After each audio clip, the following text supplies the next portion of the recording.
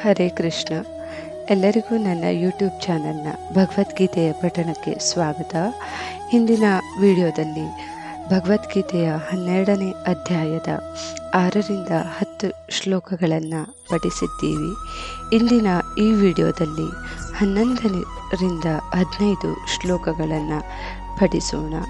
ಮೊದಲು ಪ್ರಾರ್ಥನೆಯ ಮೂಲಕ ಪ್ರಾರಂಭಿಸೋಣ.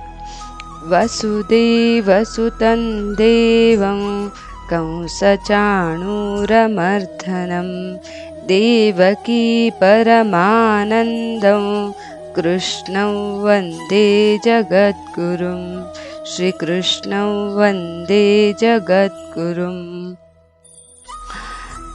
ಈಗ 11ನೆಯ ಶ್ಲೋಕ.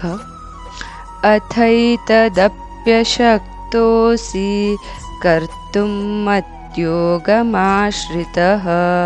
ಸರ್ವಕರ್ಮಫಲತ್ಯಾಗಂ ತಥಾ ಕುರು ಯಥಾತ್ಮವಾನ್. ಇದರ ಅನುವಾದ. ಇಲ್ಲಿ ಶ್ರೀಕೃಷ್ಣನು ಹೇಳ್ತಾನೆ, ಸಕಲ ಜೀವಿಗಳ ಮೇಲೆ ದುರುದ್ದೇಶದಿಂದ ಮುಕ್ತರಾದ ಸ್ನೇಹಮಯಿ ಮತ್ತು ಕರುಣಾಮಯಿಯಾಗಿರುವ ಆ ಭಕ್ತರು ನನಗೆ ಬಹಳ ಪ್ರಿಯರು.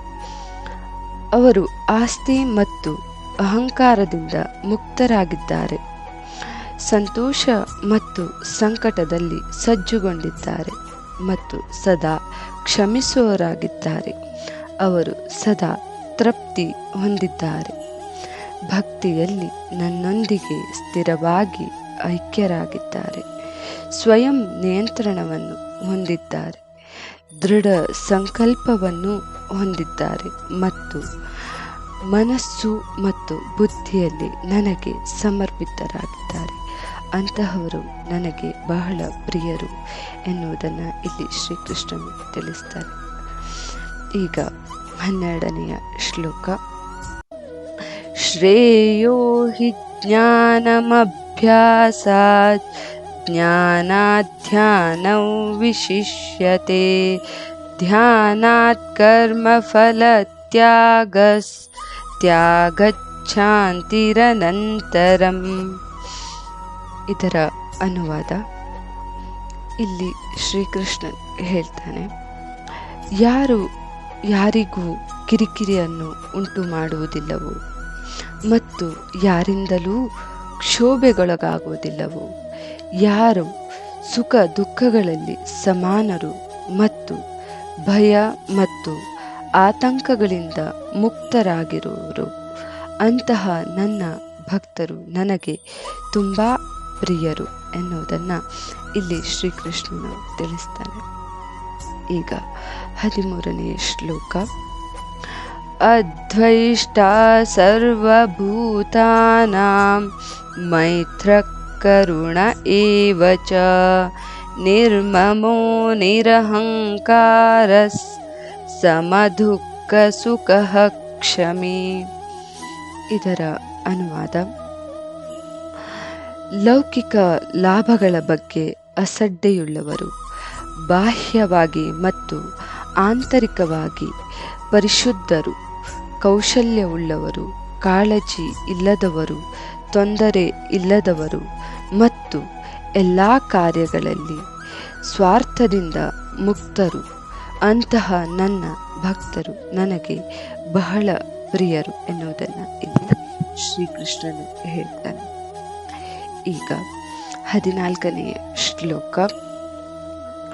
ಸಂತುಷ್ಟ ಸತತಂ ಯೋಗಿ ಯಥಾತ್ಮಾನ್ ದೃಢ ನಿಶ್ಚಯಃ ಮಯ್ಯರ್ಪಿತ ಮನೋ ಬುದ್ಧಿರ್ ಯೋ ಮದ್ಭಕ್ತಃ ಸ ಮೇ ಪ್ರಿಯಃ. ಇದರ ಅನುವಾದ.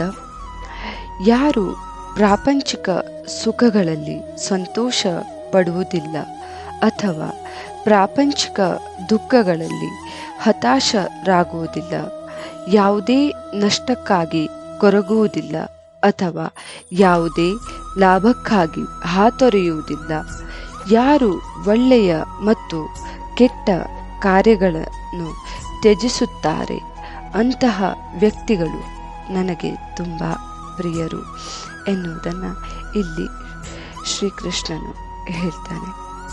ಈಗ 15ನೇ ಶ್ಲೋಕ. ಯಸ್ಮಾನ್ನೋ ದ್ವಿಜತೆ ಲೋಕೋ ಲೋಕಾನ್ನೋ ದ್ವಿಜತೆ ಚ ಯಃ ಹರ್ಷಾಮರ್ಷಭಯೋದ್ವೇಗೈರ್ ಮುಕ್ತೋ ಯಸ್ ಸ ಚ ಮೇ ಪ್ರಿಯಃ. ಇದರ ಅನುವಾದ. ಇಲ್ಲಿ ಶ್ರೀಕೃಷ್ಣನು ಹೇಳ್ತಾನೆ, ಸ್ನೇಹಿತರು ಮತ್ತು ವೈರಿಗಳಿಗೆ ಸಮಾನರಾಗಿರುವವರು, ಗೌರವ ಮತ್ತು ಅವಮಾನ, ಶೀತ ಮತ್ತು ಶಾಖ, ಸಂತೋಷ ಮತ್ತು ದುಃಖಗಳಲ್ಲಿ ಸಜ್ಜುಗೊಂಡವರು ಮತ್ತು ಎಲ್ಲ ಪ್ರತಿಕೂಲವಾದ ಸಹವಾಸದಿಂದ ಮುಕ್ತರಾಗಿದ್ದಾರೆ. ಯಾರು ಹೊಗಳಿಕೆ ಮತ್ತು ನಿಂದೆಯನ್ನು ಸಮಾನವಾಗಿ ಸ್ವೀಕರಿಸುತ್ತಾರೋ, ಯಾರು ಮೌನವಾಗಿ ಚಿಂತಿಸುತ್ತಾರೋ, ಬಂದದ್ದರಲ್ಲಿ ತೃಪ್ತರಾಗುತ್ತಾರೋ, ವಾಸಸ್ಥಳದ ಮೇಲೆ ಅಂಟಿಕೊಂಡಿಲ್ಲವೋ, ಯಾರ ಬುದ್ಧಿಯು ನನ್ನಲ್ಲಿ ದೃಢವಾಗಿ ನೆಲೆಗೊಂಡಿದೆಯೋ ಮತ್ತು ನನ್ನಲ್ಲಿ ಭಕ್ತಿಯಿಂದ ತುಂಬಿರುವರೋ ಅಂತಹ ವ್ಯಕ್ತಿಗಳು ನನಗೆ ತುಂಬ ಪ್ರಿಯರು ಅನ್ನುವುದನ್ನು ಇಲ್ಲಿ ಶ್ರೀಕೃಷ್ಣನು ಹೇಳ್ತಾನೆ. ಇಲ್ಲಿಗೆ ಈ 5 ಶ್ಲೋಕಗಳನ್ನು ಪಠಿಸಿದ್ದೇವೆ. ಹೀಗೆ ಮುಂದಿನ ಶ್ಲೋಕಗಳನ್ನು ಮುಂದಿನ ವಿಡಿಯೋದಲ್ಲಿ ಪಠಿಸೋಣ. ಯಾರೆಲ್ಲ ನನ್ನ ಯೂಟ್ಯೂಬ್ ಚಾನಲ್ ಸಬ್ಸ್ಕ್ರೈಬ್ ಆಗಿಲ್ವೋ ಅವರೆಲ್ಲ ಸಬ್ಸ್ಕ್ರೈಬ್ ಆಗಿ ಅನ್ನೋದು ಹೇಳ್ತೇನೆ. ಹಾಗೂ